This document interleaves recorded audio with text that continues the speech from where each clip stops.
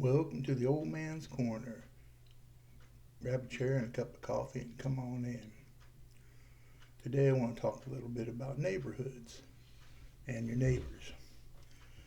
I grew up in a small town in Kansas, and I grew up in what we would call a mixed neighborhood, which nowadays they'd probably call it integrated neighborhood. We were all different races, religions, and creeds and colors, whatever you want to call it, but that's what we were.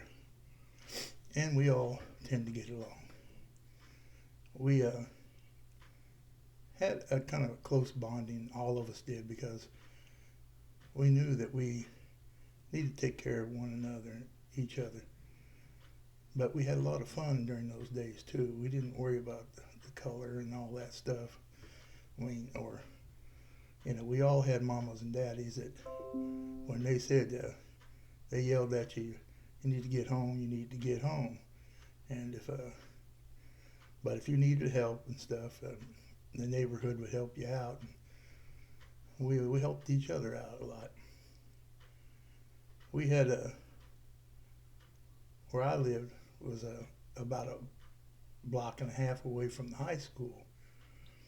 So when I was in my junior high and teen years, it was just a short walk over there, and we had this little place in between there called the alley, which is where all the kids met. They come over there, and of course, back at that time, a lot of us were smoking, so that would be our smoking alley. And of course, we'd have as with any group of people, we had others that would try to come in there and kind of disrupt our alley over there, as you say. But we always tended to take care of all those things, and there were a few fights that broke out over there, but not that often.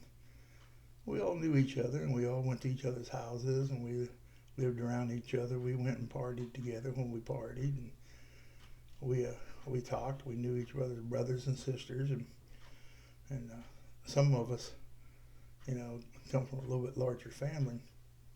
I had brothers and sisters that were older than us that attended school. So people that were older than us, some of my older brothers and sisters, friends knew us as the younger ones as well. And yet I had younger brothers and sisters, and their friends knew the group of people I ran around with. And a lot of times it was the same group of people's younger siblings that ran around together too. But it proved out to be very interesting. We back in those days, we weren't that afraid of getting out and going and doing places. We'd go to the creek and go swimming a lot. We'd go to the movies. We'd walk up there. We'd go over to the empty field over there by the house, and we'd play ball, or we'd play tag football, or just about anything. We'd go over there and do that. And of course, over at the dike around town, we'd also go get the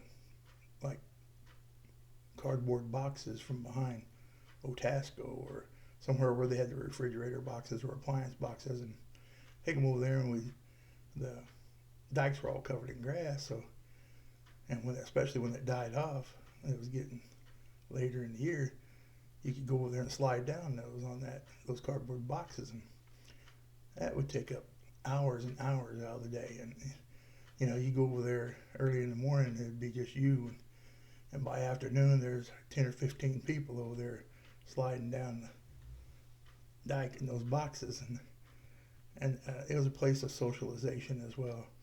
And again, it was mostly the neighborhood kids, but there were a few that came over, others that came over, and we got to reach out and meet those people as well, and most of the time made those friends. We stuck together pretty good. I remember many times where, because of the different upbringings and backgrounds, there were a lot of humorous moments, and we'd have We'd have sometimes, sounds silly nowadays, but we'd have little rock fights or rubber band fights, and there across the alley where I lived, across the alley, one of my best friends lived right behind us, and then some more of the family, some more of our friends. Well, the whole block was full of. We didn't know anybody that was a stranger there. Everybody had kids, and there were occasionally some new ones moving in, which took a while to adjust to them. So we had a neighborhood, and then we had a neighborhood. We had the people that were close to us in our neighborhood, and then we had the neighborhood was encompassing everybody else that we knew that would come into our lives, and we go into their lives, and we cross those social barriers quite a bit sometimes. I mean, there are times that from school I had a friend from high school. His dad was a doctor, so occasionally I'd wander up there on College Street where he lived, and of course it was a little bit different lifestyle because I come from like a lower middle class family, and then you go into a doctor's home, which they had a maid and all this stuff, and Robbie, they had a huge garage out there, and they had a kind of attic in that garage, and he'd made a little, I guess you call it, clubhouse up there in that attic, and we'd go up there and sit and talk and look at books, as you know what I mean. How boys do. So it was interesting for me to experience that type of different lifestyle, and have a maid that come out and check on you and do if you asked for something, she would take care of that, and that was kind of interesting. And then I also had friends that, like my friend Carlos that lived behind us. His mom used to make tortilla shells and stuff, and he'd be snacking on those out throughout the day, and occasionally I'd get to have one of those, and those were pretty good. Those were pretty good. Of course, at that time, like I said, we didn't really see the color didn't make any difference, and the background didn't make any difference. A lot of us had crushes. Us boys had crushes on some of our friends' older sisters and things like that. So that proved interesting. We had a very active neighborhood, though. I mean, there was always something going on, And for a little town, there was something going on always. We'd go run the alleys, and check for things that people had thrown away, And you'd be amazed how many good, usable things people would throw away. And we'd snatch those up and sometimes take them home. Most time I took a lot of the electronical type stuff I took home to my dad, because he was a television repairman, but he had a great knowledge of electrical stuff, and he would, if he could fix it, he'd fix it. And sometimes he'd let me have it, or else he'd turn around and sell it, make a little money off of that. Our families had people in the town were close, and my dad, he worked on almost everybody's TVs and radios because he was one of the only people in town that did that type of thing, and he had his own little cobbled up shop we had right there behind the house that he built himself. People bring their TVs and stuff in there, and if they couldn't pay him with cash, then they'd pay him in different ways. And one of his friends had a little restaurant uptown, and my dad would swap TV repair stuff and radio repair stuff for like hamburger meat, or bread, or a number of things like that. It was an interesting time to live, And like I said, we were always active too, We had little places like up on College Street up there. We had the College Hill Grocery. It was a mom and pop grocery. And when you came in the front door, there was a kind of a little bar area there, but it was they'd fix breakfast for people. You could buy breakfast up there, and behind there they had candy and stuff like, and pop and stuff like that. And at the back they had pinball machines.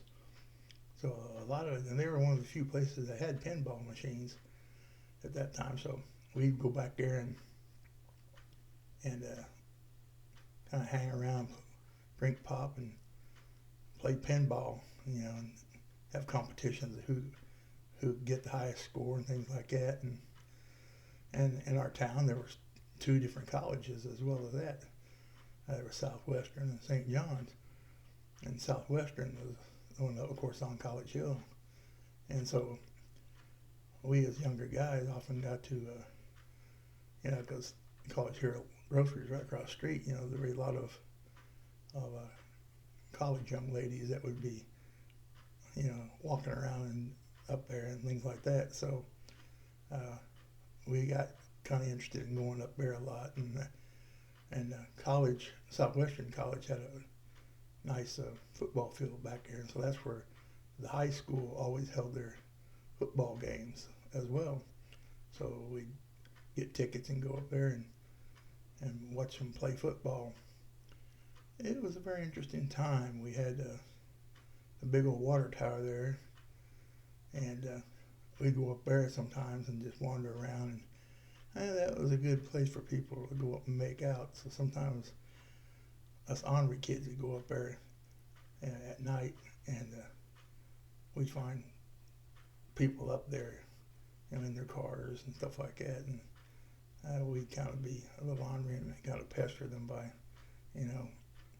talking and yelling at them and things like that, but which we probably shouldn't have, but it was a lot of fun until they jumped out of them cars, and you ought to see us fly down those hills, jumping those rocks and going down that embankment. Amazing none of us got killed. But it was a growing up time. It was a lot of fun time. And again, like I said, in my younger years, because it was a small town, we'd go sell pop bottles and earn money. At that time, you could sell beer bottles and get money to go do things. We had a swimming pool there. We had a theater there. Later on, we had a recreational center, which a lot of the youth started going up to, and you could shoot pool up there and buy candy and pop, or you could sit and play cards or checkers and things like that. And I did that some. It was just a place where we were comfortable at being who we were, and we could always bank on that. If somebody caused you some trouble, there was always someone's friends, older brothers and stuff, that would, you just go and tell them, and they'd go try to take care of those other people. So, and I remember those many times because we were pretty loudmouthed at times, and we'd get ourselves in trouble yelling out at people. It was a great time to grow up and to be alive. So if you grew up in an area like that, or you had experiences like that, just share them, because there was some good days.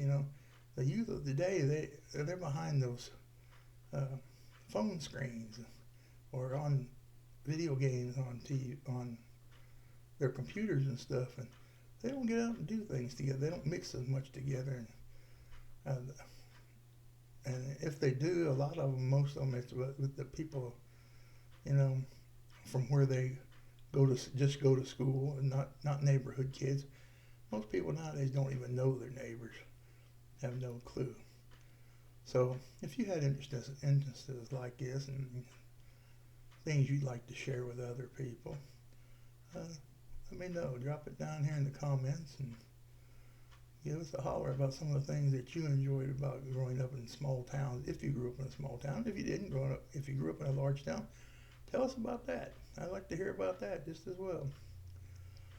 So this is just what I wanted to share with you today. I wanted to let you know that I love y'all, and I appreciate you watching these videos. And you just have a good day today, and may God bless you.